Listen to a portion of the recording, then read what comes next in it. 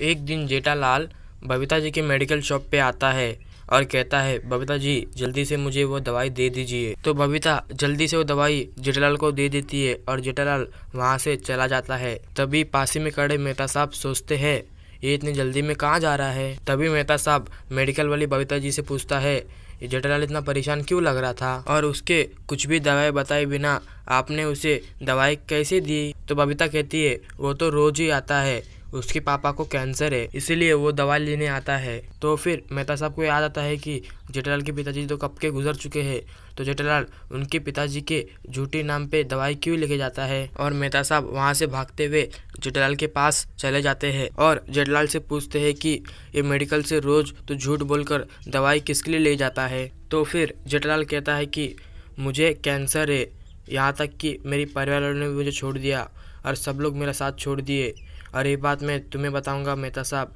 तो आप भी मेरा साथ छोड़ दोगे, इसलिए मैंने आपको नहीं बताया। तो फिर मेहता साहब कहता है, जब मेरा इस दुनिया में कोई नहीं था, मैं एक अनाथ था, तब तुमने मेरे से दोस्ती की थी और तुमने मेरे हर बुरे वक्त में मेरा साथ दिया। मैं तुम्हें बचा तो नहीं सकता, लेकिन जब तक तुम जिंदा हो तब तक मैं तुम्हें खुश रखूंगा और तुम्हारे साथ हमेशा रहूंगा। इतना कहकर मेहता साहब जेठालाल को गले लगा लेता है।